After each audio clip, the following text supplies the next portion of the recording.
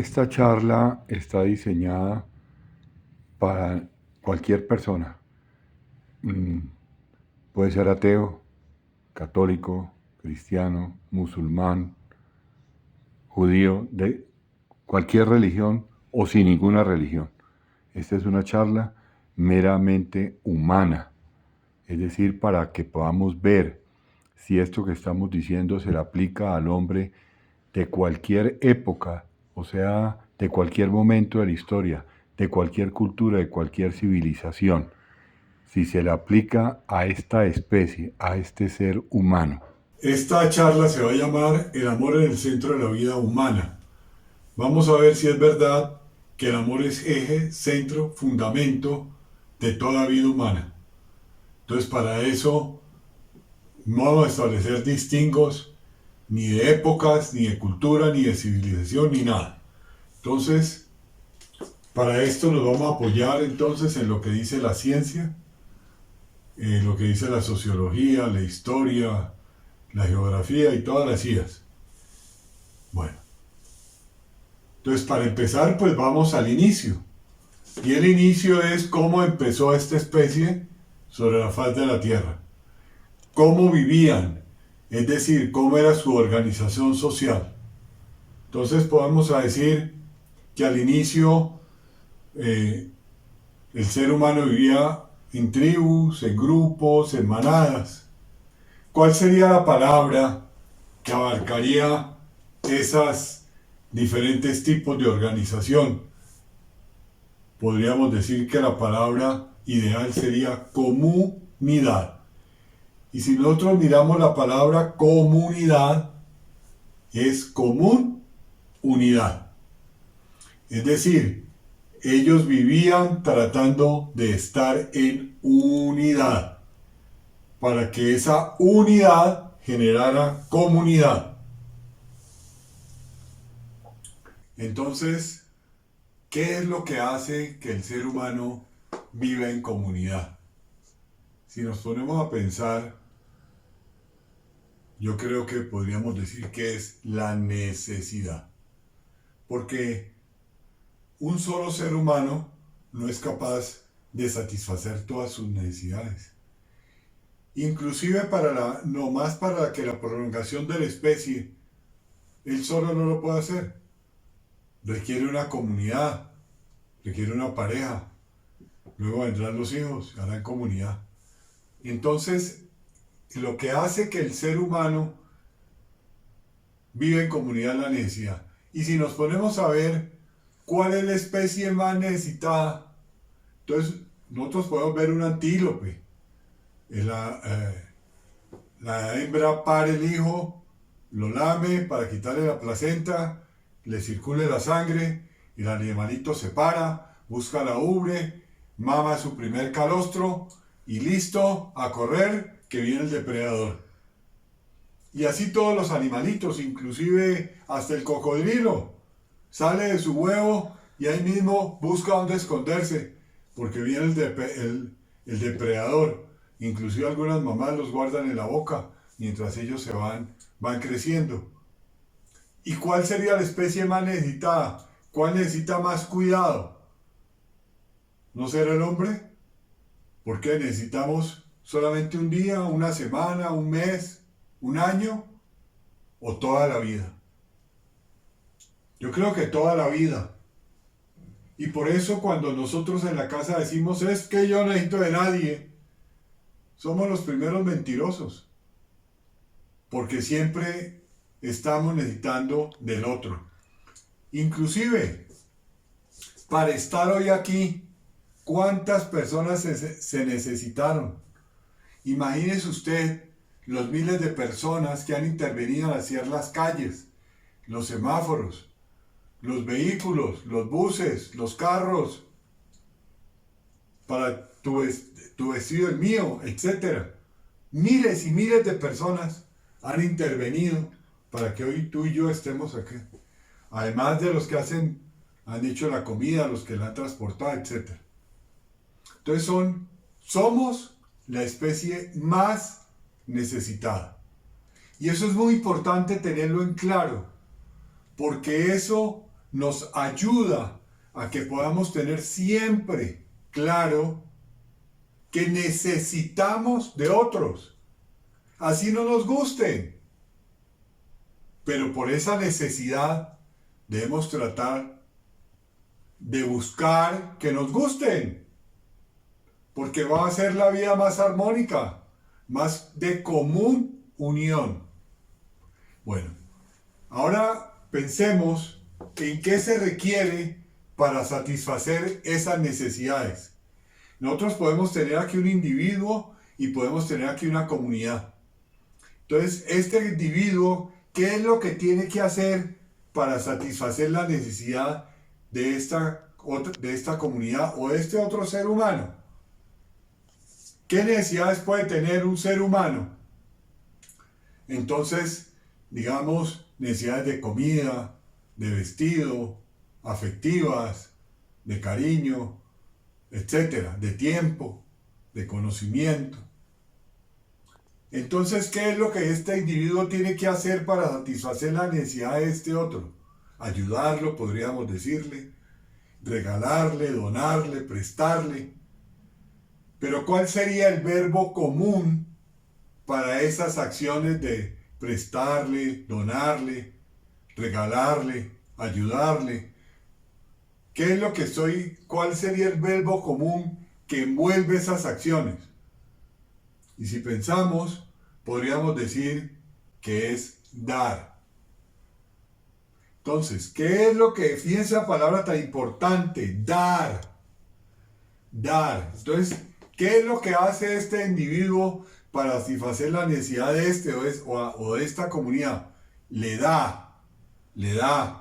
¿Y esta comunidad o este individuo siempre recibe? No.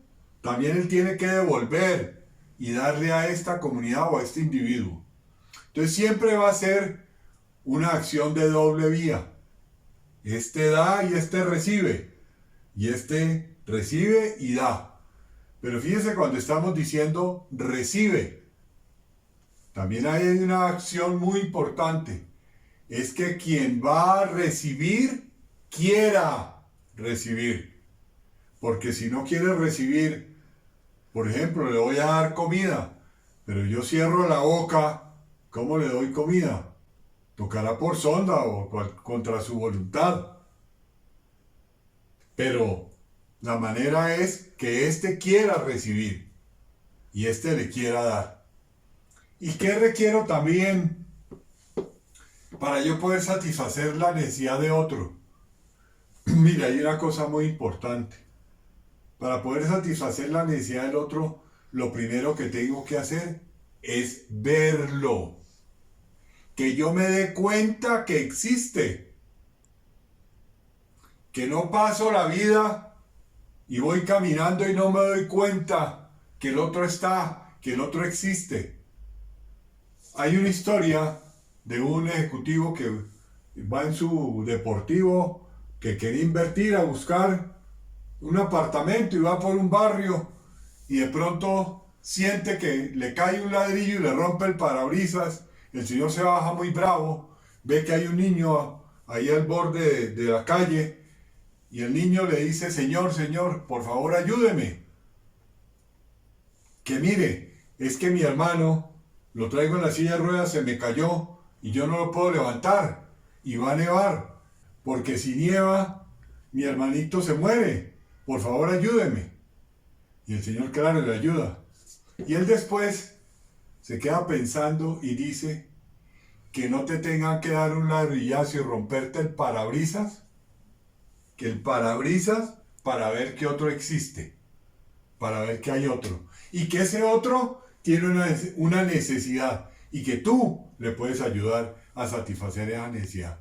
Entonces, ver que el otro existe, que el otro esté dispuesto a recibir, que tú estés dispuesto también a darle al otro. Pero también esto requiere de una comunicación, porque para saber qué necesita el otro, tú tienes que preguntarle, tú tienes que dialogar con él. Entonces, ver que existe y establecer un diálogo con él. Y en ese diálogo poder identificar la necesidad. Y ahora, entonces ya tenemos el panorama, digámoslo así, completo de la necesidad del otro, de la otra o de la comunidad. Entonces, yo quiero, porque es el otro que se requiere, ¿no? Yo quiero ayudar, yo quiero satisfacer esa necesidad. Entonces, ¿qué es lo primero que yo me tengo que preguntar? Si voy a satisfacer la necesidad del otro. Entonces, supongamos, el otro tiene necesidad de comida. Pero ¿qué es lo primero que yo me puedo preguntar para satisfacer la necesidad? Si tengo o no tengo. Porque nadie puede dar lo que no tiene. Entonces, lo primero que yo me tengo que preguntar es eso. Si tengo o no tengo. Uno muchas veces, inclusive cuando le da charlas a las parejas, dice, ay, no es que mi novio es tan cariñoso. Y resulta que en su vida da una caricia. ¿Por qué? Porque no tiene. Porque no tiene, pero la otra persona está de novio, y entonces como no ve, no se da cuenta de qué es lo que realmente sucede y qué tiene o no tiene el otro. Bueno, y una vez que si yo tengo lo que lo que el otro necesita, simplemente le doy o me tengo que preguntar otras cosas. Yo creo que como seres humanos tenemos que preguntarnos otras cosas. Y hay un punto que es, hay 5 preguntas básicas, mínimas, que me debo hacer. ¿Y cuáles son? Son, ¿por qué? ¿Para qué? ¿Cómo? ¿Cuándo? ¿Y dónde? ¿Por qué? ¿Para qué? ¿Cómo? ¿Cuándo? ¿Y dónde? Y una vez que me responda a esas preguntas y veo que sí debo dar, ¿será que es suficiente con eso que me he preguntado? ¿O será que se requiere más? Yo creo que cuando tú le vas a dar al otro, entonces alguien diría, no, pero yo quiero algo a cambio.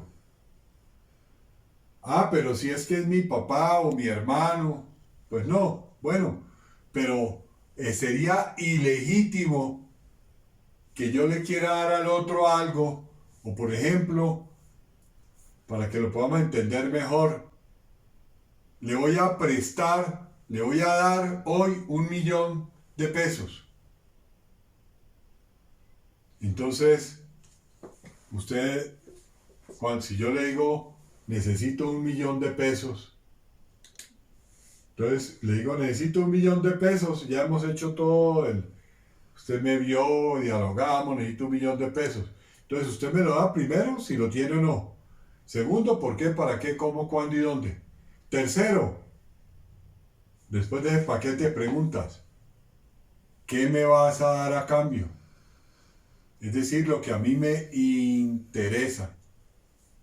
Y si ustedes ven la palabra me interesa, si usted le quita la A al final, ¿qué queda? El interés. Y será mal hecho que yo pida un interés, eso que me interesa a cambio. ¿Y qué me vas a pedir de interés? ¿Cuánto me vas a pedir de interés? Entonces algunos, como decía, dirán, no, si es mi papá, a mi mamá no le cobro, pero si es fulanito le cobro al tanto, al 1, al 2, al 3. Otros dirán, no, mire, para mí es muy fácil, yo le cobro al 10, otro dirá al 5, otro dirá no, al interés legal. Otro dirá, no, yo se lo presto, mire, yo le presto 100.000 pesos y usted me paga 1.000 pesos diarios. 1.000 pesos diarios no alcanzan ni para medio Transmilenio. Pero usted diario, o sea, yo le di 100.000 pesos, usted va a comprar besitos, maní, turrones y me trae 1.000 pesos diarios.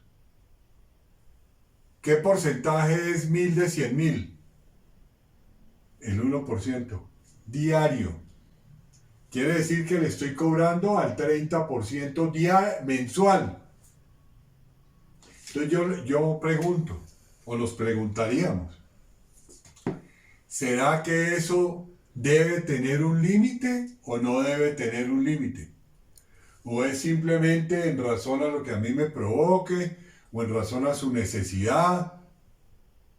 Porque si es en razón a lo que a mí me parece, creo yo que se volvería la sociedad del perro que más muerde, del perro que más ladre y el tiburón que mande el mordisco más grande.